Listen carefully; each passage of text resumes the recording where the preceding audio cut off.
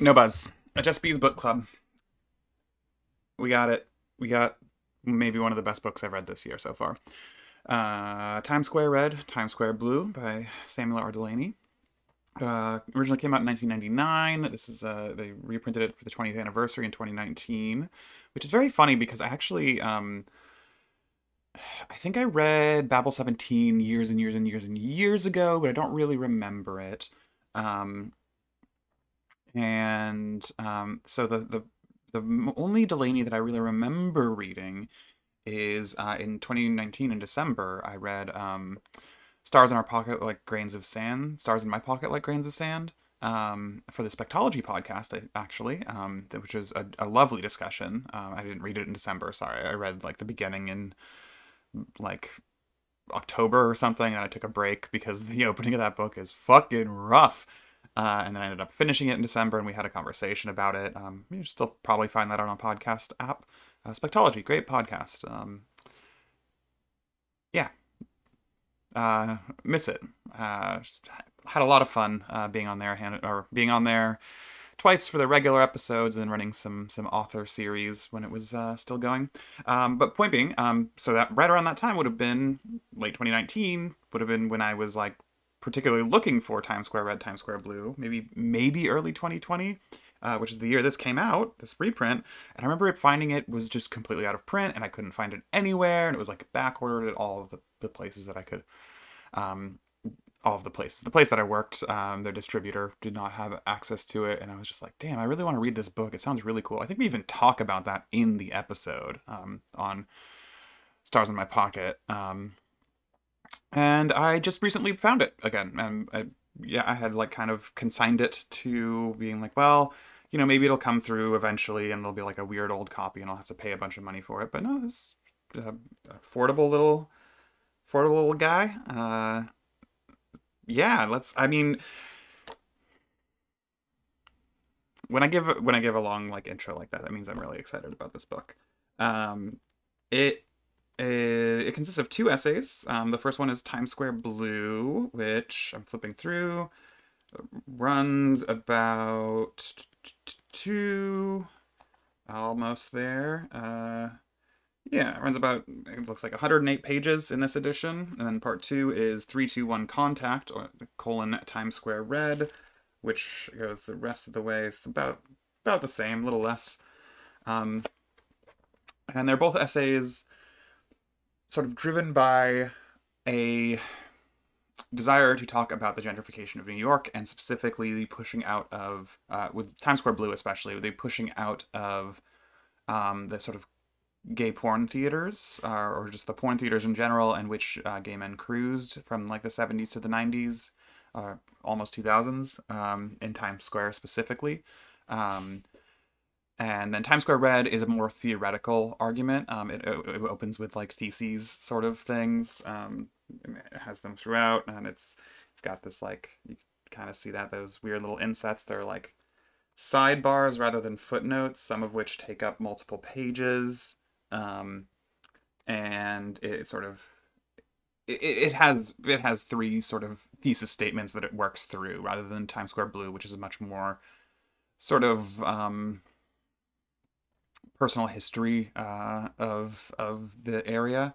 And I thought both essays were absolutely fucking brilliant, and just devastatingly useful to read. For as much sort of reading in and around gentrification as I've done, which is obviously not as much as I should, but like, it's not an insignificant amount. Uh, you rarely get, or I have rarely encountered, maybe is a better way of putting it, someone who has lived through, decades and decades of this particular world, who also happens to be as just devastatingly brilliant a prose stylist as Delany is. It is just a remarkable, remarkable book. Highly recommend it to anyone, period. But like, especially if you like want to read about, and also, hey, just to make it clear, this is just for bees. If you're not a bee and you're watching this, I don't. It's upsetting.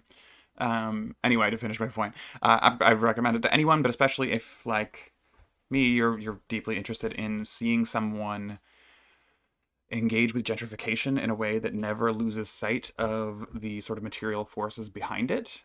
Does not sort of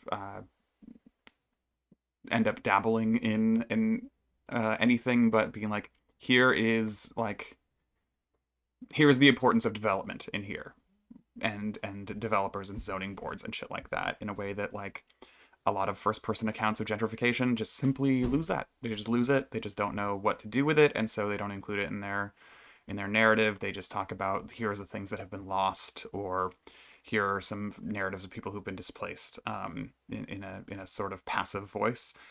Delany never loses sight of that, while also telling wonderful stories about just giving head in theaters, and like, and also like never forgetting to talk about, um, going long chunks without talking about, but it clearly being on his mind, the ways in which this sort of like gay man space could have felt uh, difficult for, or exclusive of women.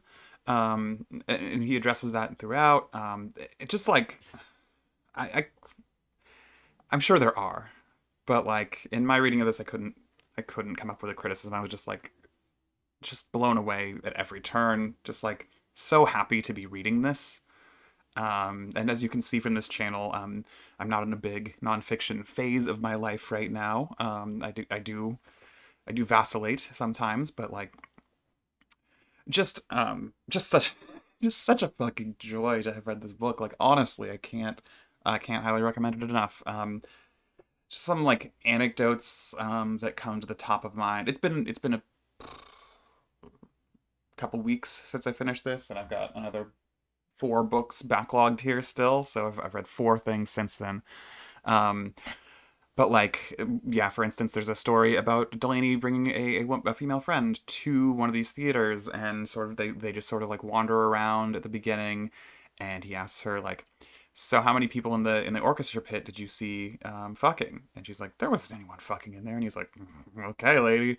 And like, her sort of experience, and the ways in which the like people cruising and having sex like react to that or don't.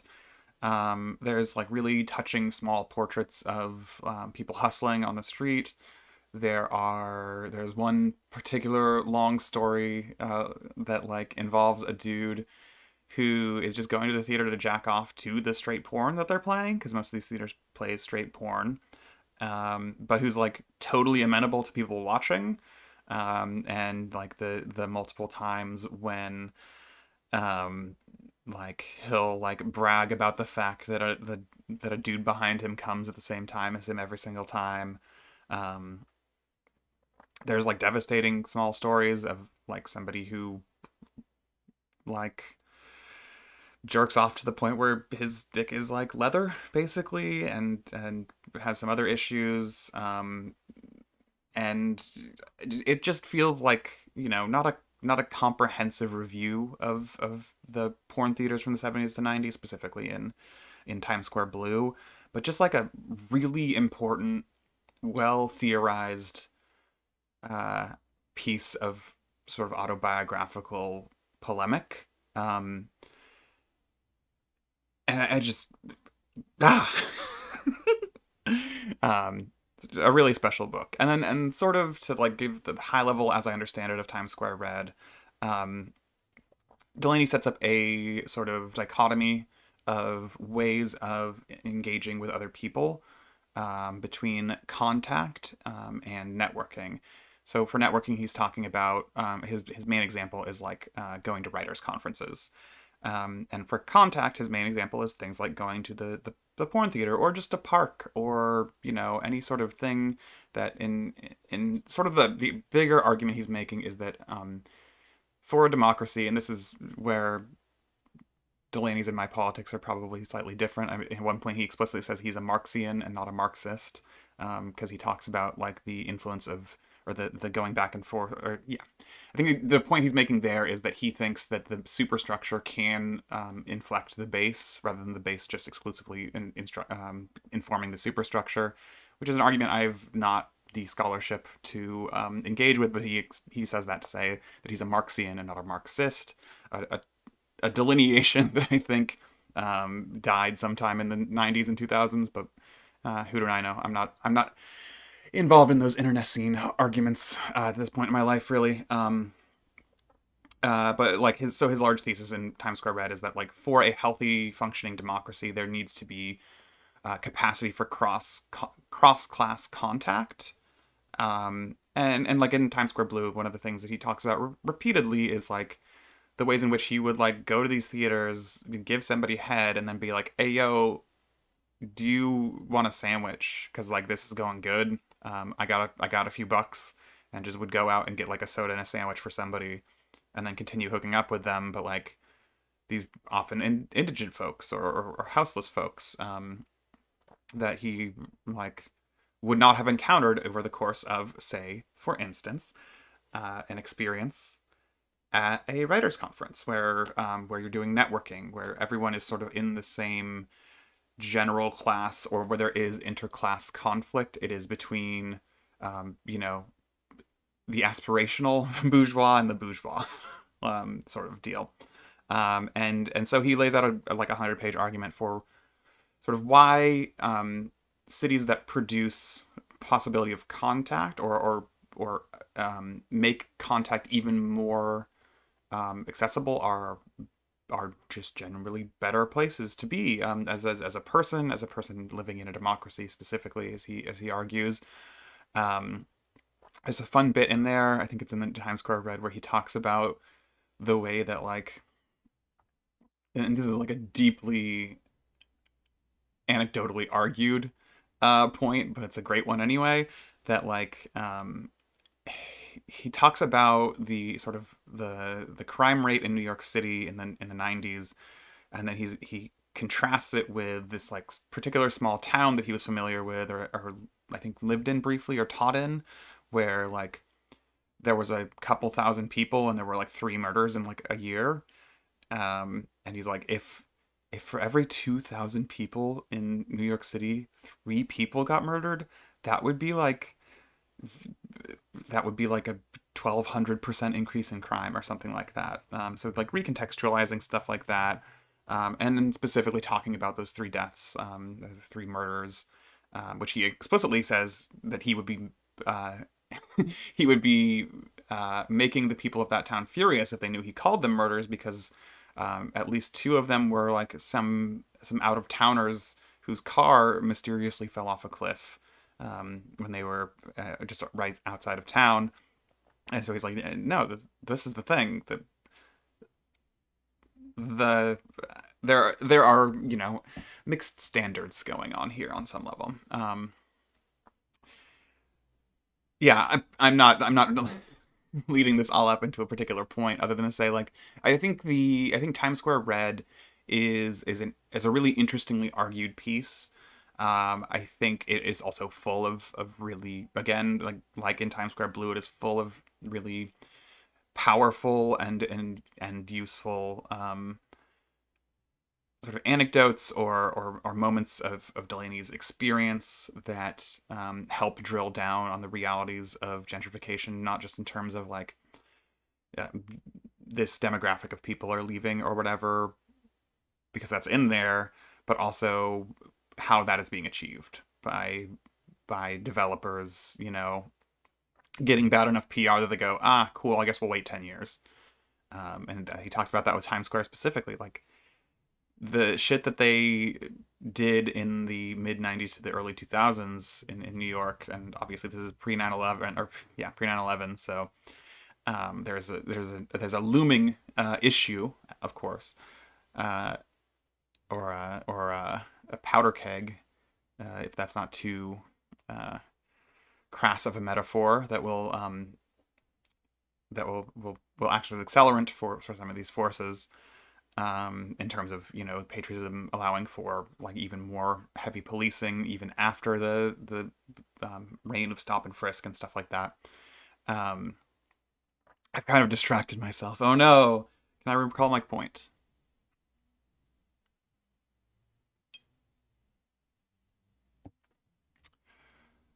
It may be lost. I apologize. Um, yeah. There's still a lot of personal and well argued stuff, and not just well argued, but well considered stuff in Times Square Red as there is in Times Square Blue. Um, I guess I would say the impression I got is that if you skip the first like 10 pages of, if you read like the first paragraph or two of Times Square Red and then skip to like part two, maybe part three, the parts are like, not gonna be able to see this, but there's like, yeah, the thing I'm pointing to there, which you can't see at all, is it's 1.1. So if you go to just like to two, I think you'll miss definitely some context or argumentative structure, but I think you can enjoy the rest of it in a way that like will bring you back there by the end. Just in case like the sort of very theory heavy uh, sudden shift is off putting. um, as it almost was to me, a theory kid. But I was just so in love with the prose of Times Square Blue that I was like, wait, I don't what is okay. I'm just gonna push through this and see like maybe I'll have to just go back to it or something like that. And I felt like I didn't. I feel like he elucidates the points that he's trying to making incredibly well.